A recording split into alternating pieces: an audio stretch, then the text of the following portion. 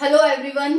हिंदी की क्लास में आप सभी का स्वागत है। हम अपनी क्लास को स्टार्ट करते हैं एक मोटिवेशनल कोटेशन के साथ। लाइफ हमारी साइकिल की तरह है, हमारी लाइफ साइकिल की तरह है। बैलेंस बनाए रखने के लिए हमें चलते रहना होगा। बैलेंस बनाए रखने के लिए हमें चलते रहना होगा। आप सभी का पीएस स्टडी में स्वागत है। जय हिंद, जय भारत। साथियों, ये क्लास जो है हिंदी की UPSI, SSC GD, UP constable, HTET, CTET सभी एग्जाम के लिए इम्पोर्टेंट है। ठीक है, तो हम इसमें अच्छे से समझेंगे। एसएससी जीडी का एग्जाम आने वाला है, उसके लिए काफी हेल्पफुल होने वाली है। आई होप आप सभी ने पढ़ा होगा, लेकिन आप यहाँ से रिवीजन कर सकते हैं जिसने पढ़ लिया है, और जो आगे आने वाले एग्जाम की तैयारी कर रहा है वो यहाँ से अच्छे से समझ सकता है। हम अच्छे से बहुत ही सरल तरीके से समझेंगे इस क्लास में हिंदी को। ठीक है, कल हमने देखा था वर्णमाला होती है जो कि वर्णों से मिलकर के बनी होती है। 52 वर्ण होते हैं, कुछ स्वर होते हैं, कुछ व्यंजन होते हैं और कुछ अयोगवा होते हैं। फिर हमने उन्हें डिवाइड किया था। ऊष्म संघर्षी व्यंजन कौन से होते हैं, अनुस्वार क्या होते हैं, ठीक है, और अनुनासिक समझे थे, निरनुनासिक समझे थे, संयुक्त व्यंजन कौन से होते हैं। हमने एक क्लास ऑलरेडी ले लिया है। ठीक है, ये हमारी सेकंड क्लास है, तो इसमें आपको हम देखेंगे इसमें स्वर के भेद कितने होते हैं। पहले हमने वर्णमाला देखी। वर्णमाला वर्णों से मिलकर के बनी है। वर्ण कौन से हैं, छोटा आ, बड़ा आ, छोटी ई, बड़ी ज्ञा ज्ञानी तक, ये सभी वर्ण हैं। इसमें कौन से स्वर हैं, कौन से व्यंजन है और कौन से अयोगवा हैं। ठीक है, और भी हमने बहुत सारी डेफिनेशन देखी थी, व्रतमुखी, अव्रतमुखी, ये सब। तो अब इसमें हम स्वर के भेद देखेंगे। आप यहाँ पर देख सकते हैं स्वर के 8 भेद होते हैं। उससे पहले ये वर्णमाला है, 52 वर्ण हैं, 10 या 11 स्वर होते हैं। देखो, सामान्यतः 11 माने जाते हैं, लेकिन कभी जभी जो री होता है ना हमारा, उसको नहीं ऐड किया जाता तो 10 बोल देते हैं। तो एग्जामिनर आपको 10 या 11 दे तो उसमें से आपको 11 ही चूज करना है। ठीक है, 10 भी देता है ऑप्शन में और 11 भी देता है, तो आपको 11 ही चूज करना है, क्योंकि सामान्यतः 11 ही होते हैं। री भी हमारा स्वर में काउंट होता है। फिर आता है हमारे पास व्यंजन। व्यंजन हमारे पास 41 होते हैं और 2 होते हैं अयोगवाह, जो कि छोटी अंग और बड़ी अंग होते हैं। ठीक है, तो यहाँ पर आपको समझ आ गया होगा 11 स्वर होते हैं। कौन कौन से, छोटा आ से लेकर बड़ा ओ तक, जिसमें री भी शामिल होता है। फिर आता है व्यंजन, क से लेकर के ज्ञ तक। फिर आता है अयोगवाह, जिसमें छोटी अंग और बड़ी अंग शामिल होते हैं। आज हमारा टॉपिक है स्वर के भेद कितने होते हैं। तो स्वर के 8 भेद होते हैं, वो हम यहाँ पर देखने वाले हैं। पहला है मात्रा के आधार पर स्वर के भेद। किसके, मात्रा के आधार पर स्वर के भेद। तो यहाँ पर देख सकते हैं मात्रा के आधार पर स्वर के 2 भेद होते हैं। पहला है मात्रिक और दूसरा है अमात्रिक। मात्रिक का मतलब जिस पर मात्रा होगी, अमात्रिक का मतलब जिस पर मात्रा नहीं होगी। तो यहाँ पर आप देख सकते हैं मात्रिक का मतलब बड़ा आ। बड़ा आ पे एक डंडा होता है, हम कहते हैं बड़े आ की मात्रा लगी हुई है ना, तो यहाँ पर बड़ा आ हो जाएगा। छोटी ई, छोटी ई मतलब छोटी ई की मात्रा। बड़ी ई, बड़ी ई की मात्रा होती है। छोटा ऊ की मात्रा होती है, बड़ा ऊ की मात्रा होती है। री की भी मात्रा होती है, जो हम नीचे री खींचते हैं ना, जैसे मात्र, सत्तात्मक, तो हम नीचे री लगाते हैं ना, वो री की मात्रा है। ठीक है, फिर छोटे ओ की मात्रा, एक डंडा ऊपर और नीचे एक डंडा। फिर बड़े ओ की मात्रा, 2 ऊपर एक नीचे। फिर होता है छोटी अंग, एक बिंदी, फिर बड़ी अंग, पीछे 2 बिंदी। ठीक है, तो ये हमारी हो गई मात्रिक, जिनमें मात्रा होती है। अब मैं आपसे एक क्वेश्चन पूछना चाहती हूँ, क्या छोटे आ, जो हमारा छोटा आ है, क्या वो एक मात्रिक स्वर है? ठीक है, तो आपका आंसर होगा नहीं, क्योंकि उसकी कोई मात्रा नहीं होती है छोटे आ की, है ना। छोटा आ हम ऐसे ही लिख सकते हैं। ठीक है, अगर हम ऐसे लिखेंगे आप कहेंगे ये डंडा मात्रा होती है, नहीं। अगर हम ऐसे लिखेंगे क्या ये छोटा होगा? नहीं होगा। ठीक है, तो इसीलिए इसे मूल स्वर भी कहा जाता है कि ये मूल है।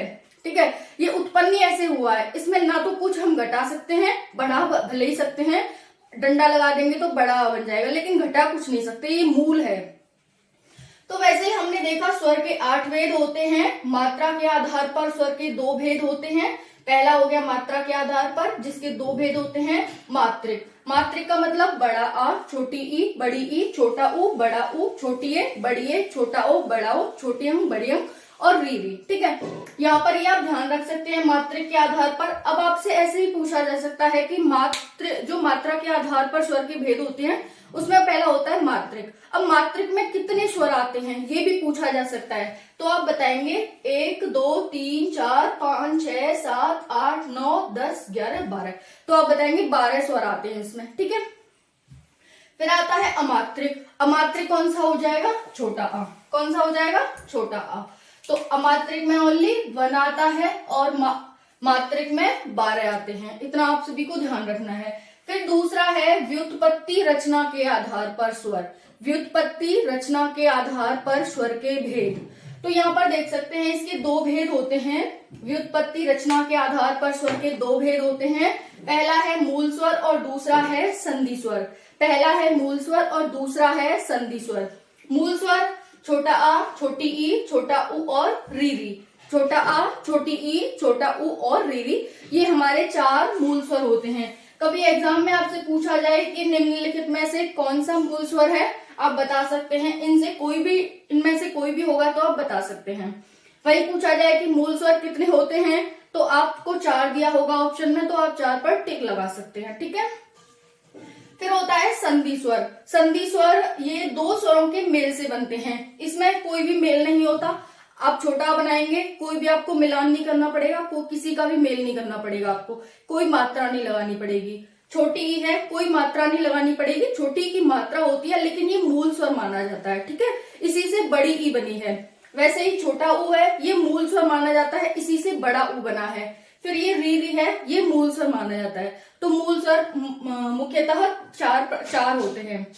फिर आता है संधि स्वर। ये 2 स्वरों के मेल से बनते हैं। 2 स्वरों के मेल से, जैसे ये 2 प्रकार के होते हैं, दीर्घ स्वर और संयुक्त स्वर। दीर्घ स्वर और संयुक्त स्वर संधि स्वर के 2 प्रकार हैं। तो यहाँ पर देख सकते हैं आप, बड़ा आ, बड़ी ई, बड़ा उ। दीर्घ हो गया ना, बड़ा आ, हमें ज्यादा देर तक अपना मुंह खोलना पड़ेगा। बड़ा आ, बड़ी ई, बड़ा उ, है ना। तो ये हो गए छोटी ए, बड़ी ए, छोटा ओ, बड़ा ओ, हमें मुंह ज्यादा देर तक खोलना पड़ेगा। तो यही होते हैं दीर्घ स्वर और वही होते हैं संयुक्त स्वर। दीर्घ स्वर हमारे पास 3 होते हैं, बड़ा आ, बड़ी ई और बड़ा उ।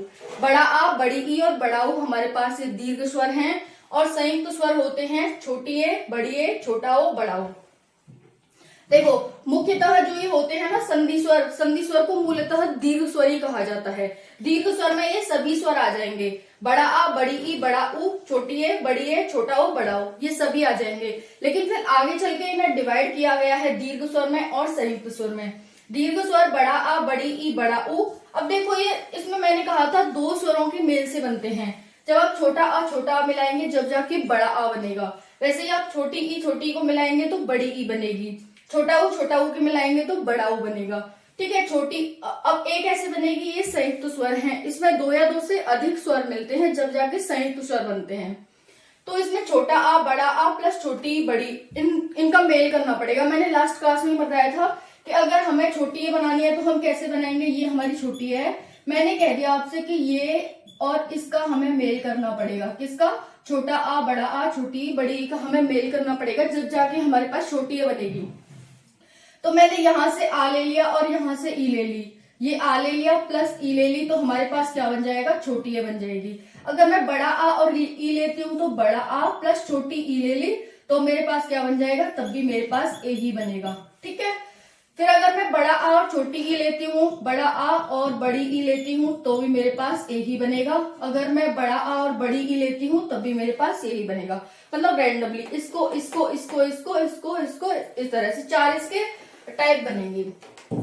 तो यहाँ पे आप सभी को ये क्लियर हो गया होगा कि किस तरह से हमने ए बनाना है। तो यहाँ पर ये ए बन जाएगा 4 प्रकार से।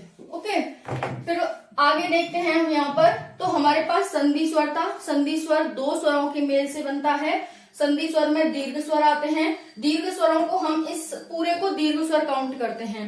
बड़ा आ, बड़ी ई, बड़ा उ, छोटी ए, बड़ी ए, छोटा उ, बड़ा उ, ये सभी दीर्घ हैं। ठीक है, फिर उसके बाद क्या हो गया, हमने अलग कर दिया कि संयुक्त स्वर इन 4 को कहते हैं।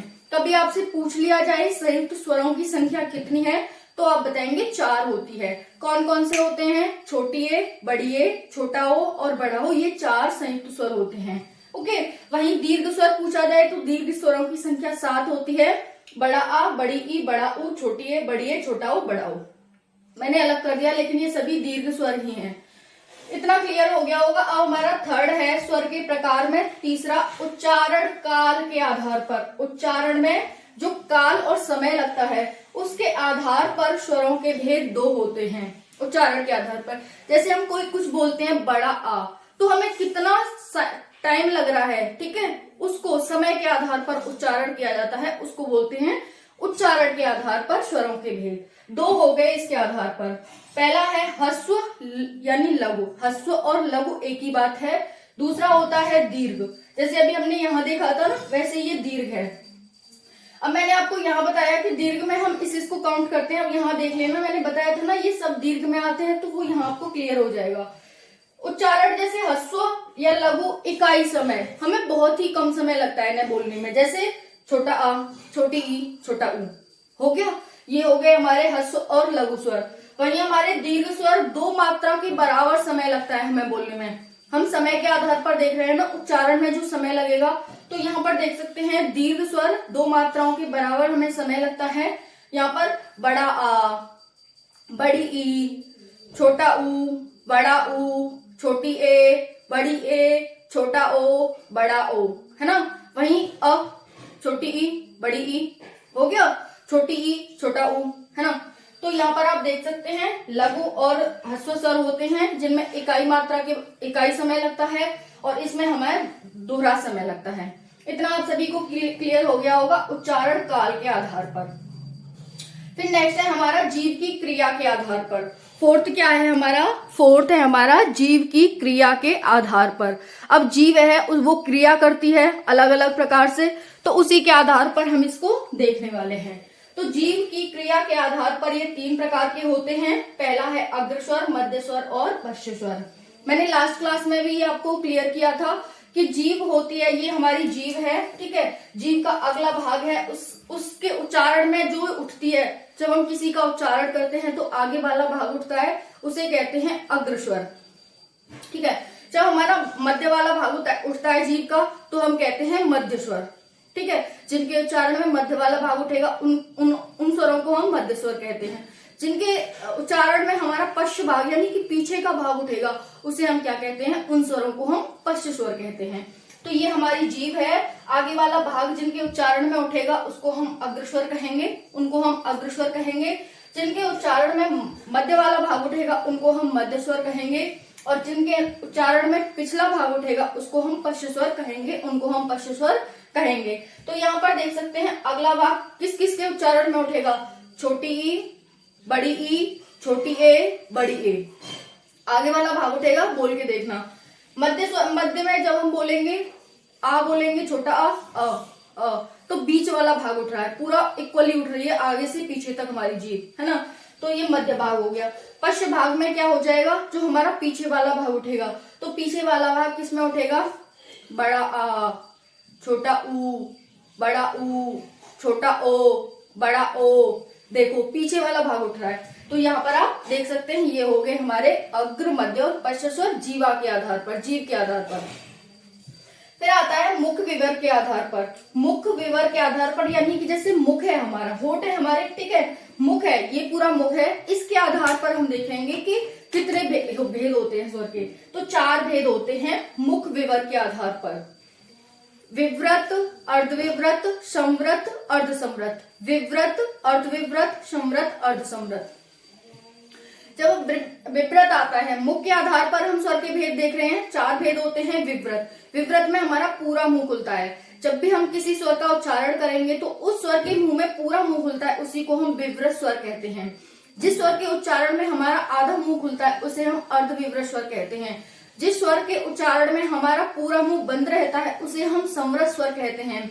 जिस स्वर के उच्चारण में हमारा आधा मुंह बंद रहता है उसे हम अर्धसंवृत स्वर कहते हैं। इतना आप सभी को क्लियर हो गया होगा। यहाँ देख सकते हैं विव्रत में पूरा मुंह खुला, अर्धविव्रत में आधा मुंह खुला, संवृत में पूरा मुंह बंद और असंवृत में आधा मुंह बंद, है ना। ट्रिक से ही याद कर सकते हैं, पूरा खुला, आधा खुला, पूरा बंद, आधा बंद। इस तरह से, ठीक है। तो पूरा किस में खुला होगा, आप सभी जानते हैं बड़ा आ जब हम बोलेंगे तो हमारा पूरा मुंह खुलता है, बड़ा आ, बड़ा आ, पूरा मुंह खुल रहा है। फिर हम अर्धविवृत में आधा खुलेगा, तो उसमें देख सकते हैं छोटा आ, छोटा आ, बड़ी ए और बड़ा ओ, छोटा आ, बड़ी ए और बड़ा ओ, छोटा आ, आधा बंद है आधा खुल रहा है, ठीक है, छोटा आ, फिर आगे हमारा बड़ी ए, बड़ा ओ, ठीक है। फिर आता है समवृत, पूरा बंद रहेगा इसमें, छोटी ई, बड़ी ई, छोटा ऊ, बड़ा ऊ, छोटी ई, बड़ी ई, छोटा ऊ, बड़ा ऊ, है ना। तो देख सकते हैं आप यहाँ पर पूरा मुंह बंद सा ही है हमारा। फिर अर्ध समवृत में कौन सा आता है, छोटी ए और छोटा ओ, छोटी ए और छोटा ओ, छोटी ए छोटा ओ, इसमें आधा बंद है हमारा मुंह, ठीक है। तो ये हमारे मुख विवर के आधार पर हो गए स्वरों के भेद। ये ऐसे ही पूछे जाते हैं एग्जाम में कि मुख विवर के आधार पर स्वरों के भेद कितने होते हैं। अच्छा ठीक है, ये पूछ लेगा। फिर बोलेगा निम्नलिखित में से कौन सा स्वर मुख विवर के आधार पर है, ठीक है, ये पूछ लेगा। फिर पूछ लेगा निम्नलिखित में से समवृत मुख विवर के आधार पर कौन सा स्वर है। तो समवृत में आप सभी को पता है बड़ा आ आता है, तो आपको वहां पर बड़ा आ पर टिक लगाना होगा, ठीक है। तो यहाँ पर इस तरह से आपको ध्यान रखना है। इनमें से भी छांट के देगा कौन सा निम्नलिखित में से अर्धविवृत के आधार पर होता है, कौन सा निम्नलिखित में से समवृत स्वर होता है, कौन सा निम्नलिखित में से अर्ध समवृत स्वर होता है। तो ये आपको यहाँ पर इनमें मतलब डिफरेंस बताना होगा और आपको यहाँ से डिफरेंस करना सीखना होगा कि किस तरह से यहाँ पर ये अलग अलग है, ठीक है।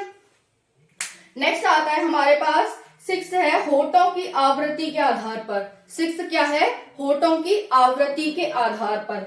होठों की आवृत्ति, अब हमने मुख के आधार पर देखा था, हमारा मुंह आधा खुल रहा है, पूरा खुल रहा है, आधा बंद है, पूरा बंद है। अब हम होठों के आधार पर देखेंगे, जो ये हमारे होठ है ना, इनके आधार पर हम इसकी देखेंगे, ठीक है। इसके आधार पर दो होते हैं, एक व्रतमुखी और एक अव्रतमुखी। जब हमारे होठ व्रत का आकार बनाते हैं तो उन स्वरों को व्रतमुखी कहते हैं। जब हमारे होठ व्रत का आकार नहीं बनाते हैं, अर्धव्रत बनाते हैं या फिर व्रत बनाते ही नहीं है बिल्कुल भी, उसको हम कहते हैं अव्रतमुखी, ठीक है। इतना क्लियर हो गया होगा। तो व्रत में कौन कौन से आते हैं, छोटा ऊ, बड़ा ऊ, छोटा ओ, बड़ा ओ। व्रत बन रहा है चारों में ही, छोटा ऊ, बड़ा ऊ, छोटा ओ, बड़ा ओ, है ना। फिर अव्रतमुखी में छोटा आ, बड़ा आ, छोटी ई, बड़ी ई, छोटा फिर आ जाएगा यहाँ पर छोटी ए, बड़ी ए। कोई व्रत नहीं बना, छोटा आ, बड़ा आ, छोटा आ, बड़ा आ, छोटी ई, बड़ी ई, छोटी ए, बड़ी ए। कोई व्रत नहीं बना, बिल्कुल हमारे होठ एकदम मतलब जैसे अलग हो गए, कोई व्रत नहीं बना इसमें। तो यहाँ पर आप देख सकते हैं होठों की आवृत्ति के आधार पर दो भेद होते हैं स्वरों के, एक होते हैं व्रतमुखी, एक होते हैं अव्रतमुखी। फिर हमारा नेक्स्ट पॉइंट है, यहाँ पर देख सकते हैं नेक्स्ट पॉइंट,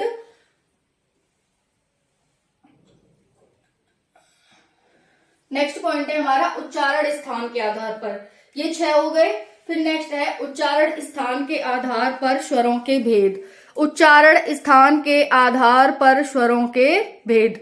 तो यहाँ पर आप देखेंगे उच्चारण स्थान के आधार पर स्वरों के कितने भेद होते हैं, ठीक है। तो यहाँ पर देख सकते हैं उच्चारण स्थान के आधार पर यहाँ पर 6 भेद होते हैं उच्चारण स्थान के आधार पर। उच्चारण हम कैसे करते हैं, मुख से ही करेंगे उच्चारण, लेकिन 6 प्रकार से करेंगे। देखो, कंठ, तालु, ओष्ठ, मूर्धा, कंठ तालु, कंठोष्ठ। कंठ, तालु, ओष्ठ, मूर्धा, कंठ तालु, कंठोष्ठ। 6 हो गए। इसकी ट्रिक भी आपको मिलेगी जिससे कि आप इसे अच्छे से याद करते हैं। उच्चारण स्थान के आधार पर स्वरों के भेद अच्छे से याद कर सकते हैं। ट्रिक क्या है, KTOMKK, ठीक है, KTOMKK, KTOMKK इसकी ट्रिक है। कंठ में कौन से आते हैं, ये बहुत ही इजी है। कंठ में छोटा आ, बड़ा आ, तालु में छोटी ई, बड़ी ई, ओष्ठ में छोटा ऊ, बड़ा ऊ, ओष्ठ में छोटा ऊ, बड़ा ऊ। फिर मूर्धा में री आएगी, ठीक है। फिर कंठ तालु में कौन सा आएगा, कंठ तालु में छोटी ए, बड़ी ए। कंठोष्ठ में कौन सा आएगा, छोटा ओ, बड़ा ओ। तो इस तरह से आपको यहाँ पर डिस्क्रिमिनेशन करना है कि ये किस तरह से अलग अलग शो हो रहे हैं, अलग अलग तरह से इनके अर्थ निकलते हैं। KTOM के ये ट्रिक आप याद कर लेंगे। के से कंठ, टी से तालु, ओ से ओष्ठ, एम से मूर्धा, के से कंठ तालु, के से कंठोष्ठ। छोटा आ बड़ा आ, छोटी बड़ी, छोटा ओ बड़ा ऊ, री छोटी है बड़ी है, छोटा ओ बड़ा ऊ, बहुत ही इजी है उच्चारण स्थान के आधार पर। फिर है वायु निकलने के आधार पर। फिर क्या है? वायु निकलने के आधार पर स्वरों के भेद। वायु निकलने के आधार पर स्वरों के भेद आप यहाँ पर देख सकते हैं। पहला है निरनुनासिक, दूसरा है अनुनासिक और तीसरा है अनुस्वार। निरनुनासिक कौन से होते हैं? निर का मतलब नाक से नहीं, सिर्फ मुंह से। तो जिसमें सिर्फ मुंह से वायु निकलेगी उसी को हम निरनुनासिक कहते हैं। तो आपको यहाँ पर डिस्क्रिमिनेट करना आ गया होगा कि निरनुनासिक का मतलब क्या है? नाक से नहीं। निर का मतलब नाक से नहीं, सिर्फ मुंह से वायु निकलेगी, उन्हीं वर्णों को हम क्या कहेंगे? निरनुनासिक कहेंगे। केवल मुख से वायु निकलेगी, जैसे छोटा आ, बड़ा आ, छोटी ई, बड़ी ई, छोटा ऊ, बड़ा ऊ आदि। ये सब किसमें आते हैं? निरनुनासिक में आते हैं। वहीं पर अनुनासिक की बात करें, यहाँ पर और भी आ जाएंगे, जैसे छोटा ओ, बड़ा ओ, छोटी ए, बड़ी ए, ये सब आ जाएंगे। बड़ा ओ, छोटा ओ, बड़ा ओ और छोटी ए, बड़ी ए। ठीक है, ये सब आ जाएंगे। 4 और 4 8 और 2 10 इसमें स्वर आ जाएंगे जिनको हम निरनुनासिक कहते हैं। फिर आता है अनुनासिक। अनुनासिक का मतलब होता है मुख से भी वायु निकलेगी और नाक से भी वायु निकलेगी, दोनों से वायु निकलेगी। तो यहाँ पर देख सकते हैं अनुनासिक वायु और मुख दोनों से, मतलब नाक और मुंह दोनों से वायु निकलेगी। जैसे कि चंद्रबिंदी, जैसे हम चांद बोलते हैं ना, चांद, तो मुंह से भी निकलती है वायु और नाक से भी निकलती है, चांद चांद। ठीक है, तो इस तरह से आपको ध्यान रखना है कि अनुनासिक वे होते हैं जिसमें से दोनों, नाक और मुंह दोनों से वायु निकलती है। एग्जाम्पल चांद, चंद्रबिंदी लगी होगी, वही सारे जो शब्द होंगे वो क्या होंगे? अनुनासिक कहलाएंगे। ठीक है, फिर आता है अनुस्वार। अनुस्वार में केवल नाक से निकलती है। देखो, निरनुनासिक में हमने देखा केवल मुख से, नाक से नहीं। फिर हमने देखा अनुनासिक, नाक और मुंह दोनों से। फिर हमने देखा अनुस्वार, अनुस्वार में सिर्फ नाक से वायु निकलती है। जैसे कि जिसमें अंक की मात्रा लगी होगी, चंद्रबिंदी नहीं, अंक की मात्रा लगी होगी। तो यहाँ पर आप देख सकते हैं, जैसे अंकुर, अंकुर, तो इसमें किससे? नाक से वायु निकल रही है, अंकुर, क्योंकि मुंह तो बंद हो रहा है बिल्कुल। अंकुर, अंकुर, अंकुर, तो नाक से वायु निकल रही है। यहाँ पर आप ध्यान रख सकते हैं ऐसे। ठीक है, वैसे ही आप देख सकते हैं यहाँ पर अनुनासिक के एग्जाम्पल नाक और मुंह, ड या ढ न म, ये तो व्यंजन है, ये हम कल देखेंगे व्यंजन में। ठीक है, तो आप सभी इनसे कंफ्यूज ना हो, ये मैं मिटा ही देती हूँ। आप सभी को इतना क्लियर हो गया होगा स्वर क्या होते हैं। कल हमने बताया था स्वर क्या होते हैं, कितने प्रकार के होते हैं। आज हमने स्वर के भेद देखे। स्वर के भेद 8 होते हैं। स्वर के भेदों में यहाँ पर देखे कौन कौन से? मात्रा के आधार पर स्वर के भेद, मात्रिक और अमात्रिक। मात्रा के आधार पर कितने हो गए? मात्रिक और अमात्रिक। फिर हमने देखा व्युत्पत्ति, रचना के आधार पर स्वरों के भेद, वो होते हैं 2, मूल स्वर और संधि स्वर। ठीक है, फिर हमने अलग अलग इनको डिवाइड किया, बांटा। फिर होते हैं उच्चारण काल के आधार पर 2, ह्रस्व और दीर्घ। फिर जीव की क्रिया के आधार पर अग्र, मध्य, पश्च। फिर मुख विवर के आधार पर विवृत, अर्धविवृत, समृत, अर्धसमृत। फिर होते हैं होठों की आवृत्ति के आधार पर व्रतमुखी और अव्रतमुखी। व्रतमुखी और अव्रतमुखी यहाँ पर होते हैं किसके? होठों की आवृत्ति के आधार पर। ओके, जैसे यहाँ पर छोटा ऊ, बड़ा ऊ, छोटा ओ और बड़ा ऊ, ये हो गया, मिट गया था ना अभी, तो यहाँ पर इस तरह से। फिर होते हैं उच्चारण स्थान के आधार पर, ये हो गए 6 भेद। ट्रिक बता दी, KTOM KK, KTOM KK। ये इसकी ट्रिक है, कंठ तालु ओष्ठ मूर्धा कंठोष्ठ, कंठ तालु कंठोष्ठ। फिर वायु निकलने के आधार पर निरनुनासिक, अनुनासिक और अनुस्वार। ठीक है, तो ये इस तरह से हमारी ये क्लास समाप्त होती है। आई होप आप सभी को ये हिंदी की क्लास बहुत ही इंटरेस्टिंग लगी होगी और बहुत ही इंजॉय किया होगा आपने इस क्लास को। तो नेक्स्ट क्लास हमारी आएगी, उसके लिए आप इंतजार करना। जय हिंद, जय भारत। क्लास कैसी लगी आप कमेंट सेक्शन में बता सकते हैं।